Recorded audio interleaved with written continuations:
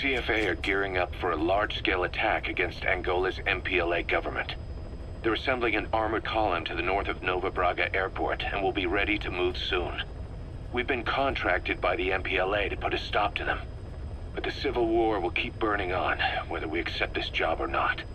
Another East-West proxy war with the communist MPLA on one side and the capitalist-funded CFA on the other.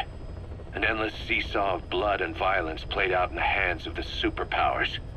I had my doubts at first, but I think we should take this job. Skullface is gone, but Cypher still remains. Competition with rival PFs will only get more intense. For us to survive, we need to expand our organization and get strong enough that no one can threaten us. So our only option is to fight and grow, and fight and grow.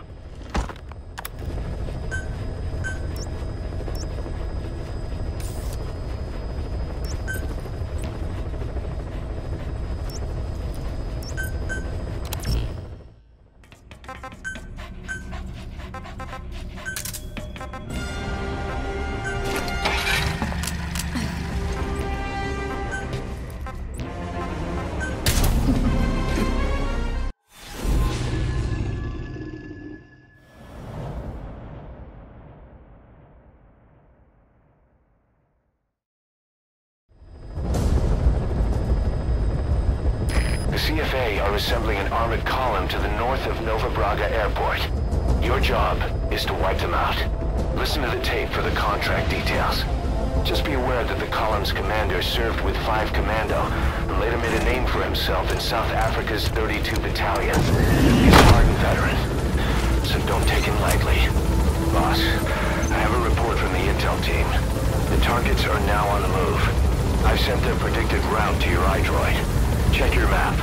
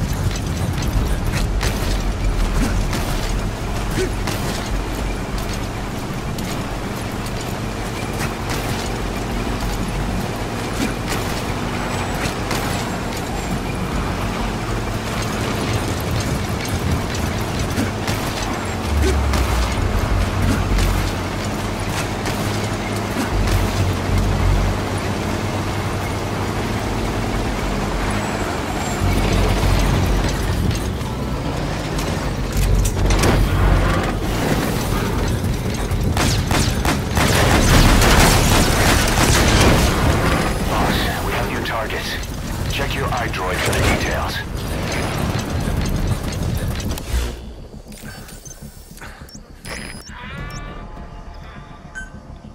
Subject on board. Leave the rest to us.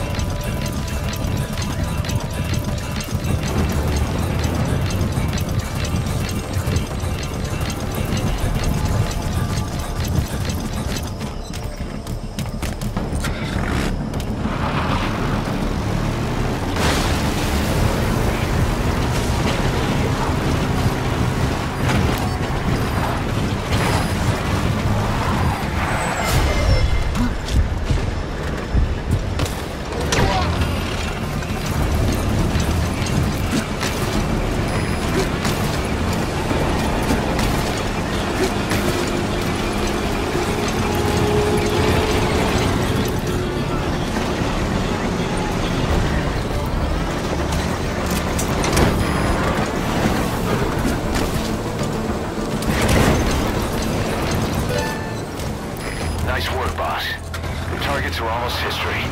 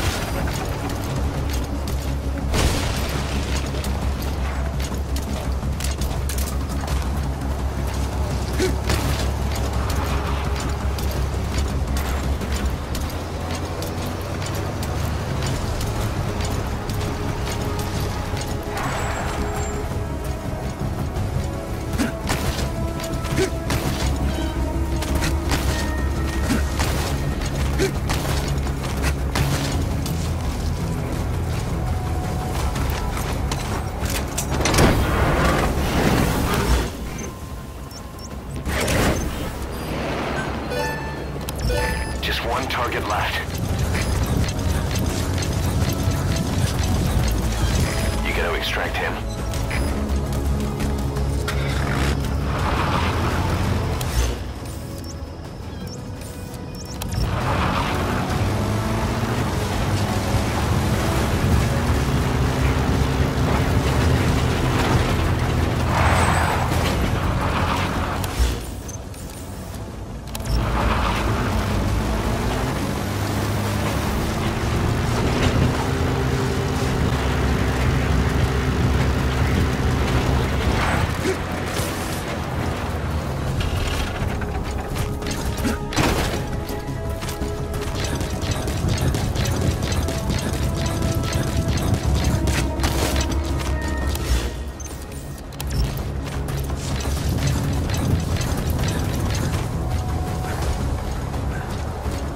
Boss, get down. The enemy sniper. Stay low and crawl along the ground. That should enable you to sneak past enemies. That's an enemy gunship. Don't try to take down a gunship from the front. You won't win in a head-to-head shootout. Try to get behind it and take it down with missiles.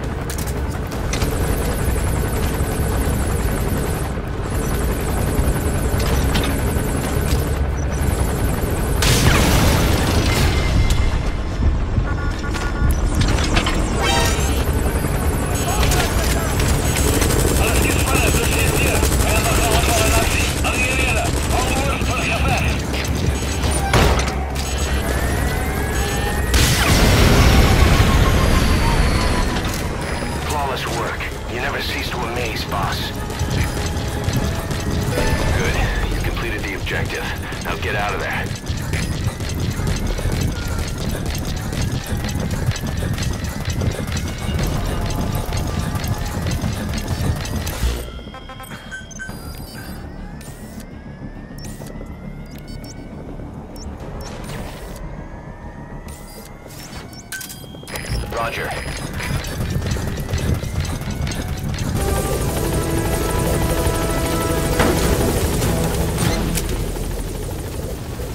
Gaining altitude.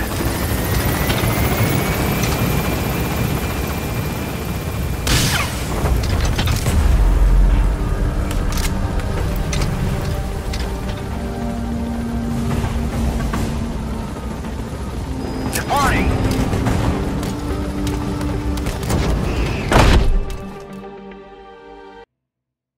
Boss, as we suspected, the mastermind behind the kid's escape was Eli. It's hard to believe, but apparently he'd been plotting an armed uprising against us. He could be hiding something else too. Ocelot's gonna press him for answers. Get back here as quick as you can.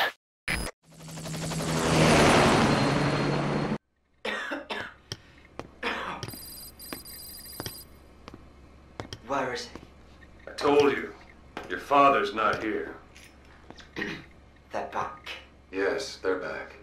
But don't get any bright ideas. Your quarters are under full surveillance. Your weapons privileges have been suspended. No more uprisings for you. Did you really think it would be that easy, Commander?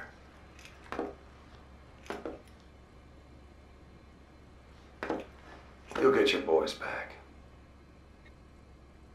They'll even see the boss, too. First, I need to know what you sent them to do. They wanted to leave. To their homelands. They wanted to go home. That's all. So they were just homesick then. Not quite. Militia warlords, PFs, the armies that murdered their families. Cousins, brothers, parents. They all had someone they wanted to kill.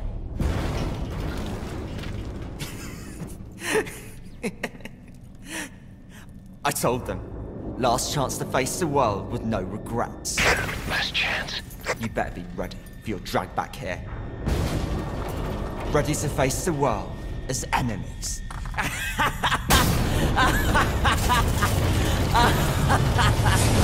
No!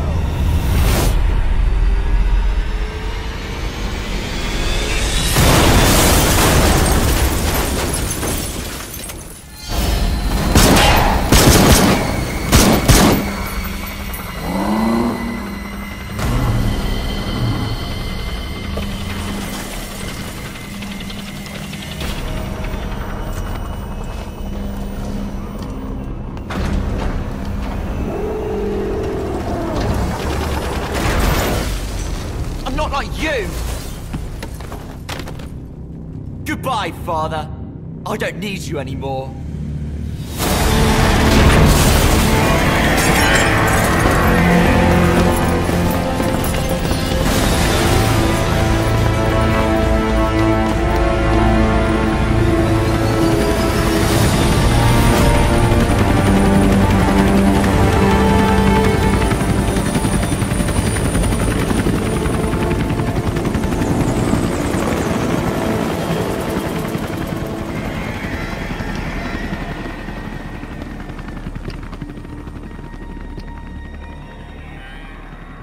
Was Ralph really an accident?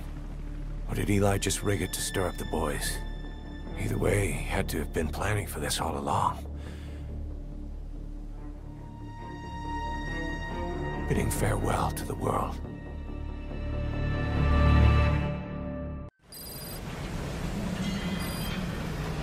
Boss, we're looking for the kids and Sahelanthropus, but there's still no sign of them. We don't know if the chopper pilot is alive either. What have we gone and put in the hands of those kids? We don't know how bad this is until we find them. Also, regarding our concerns about Eli, I finished looking into whether or not he's a product of that project. I have an answer. I put it on tape. Give it a listen.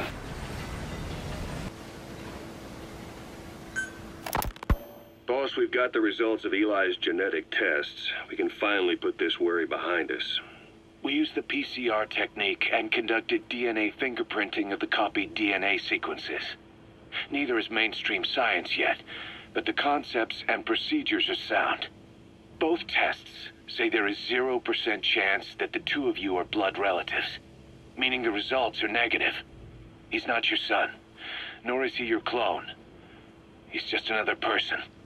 It was 12 years ago that Zero made plans to clone you. Eli's age and appearance certainly are a good fit. I admit the first time I saw him I did a double take, but it looks like we were worried for nothing. Eli isn't your clone, though you might still have one somewhere out there. But if Eli isn't the boss's clone, why does he seem so obsessed with him?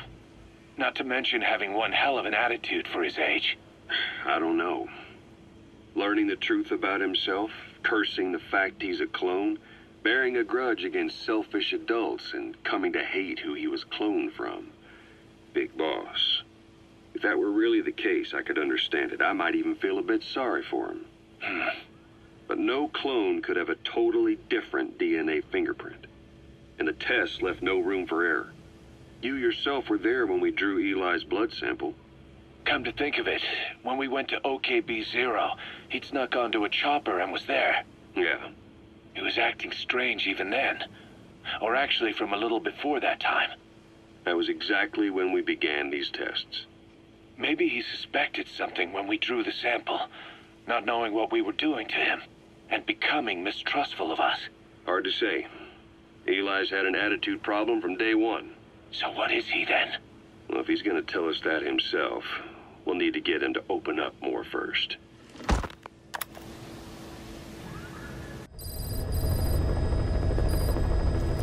About Eli hijacking Sahelanthropus. We know how he got it moving. It was Emmerich. He used the kids in the staff living quarters to carry out his repairs. We got the details on tape. You're gonna want to hear this. What was your goal in having the children repair Sahelanthropus? I just answered their questions. I had no idea they would actually try to fix it. I mean, can you imagine a child piloting it? Oh, sure. Easily. It wouldn't work. Well, I bet it's just like riding a bike. I said it didn't work. Who did you try? I didn't. Did you put your son in it? We never did that. His name was, Hal, wasn't it? I thought you said you never saw his face. But you made him pilot Sahelanthropus. You used him in your experiments. He wanted to get in. It was such a short time we had. So he was with you. We were happy. You're still happy now. Changing your lies to suit the listener and getting by slipping through the cracks. Building layer upon layer of convenient stories until nothing means anything to you anymore. You're happy all the time because you don't even notice you're doing it. Think hard. Who are you really? You're not a victim, and you're not the silent majority. You're a perpetrator and a petty hypocrite. The real world doesn't make you suffer. It's the other way around.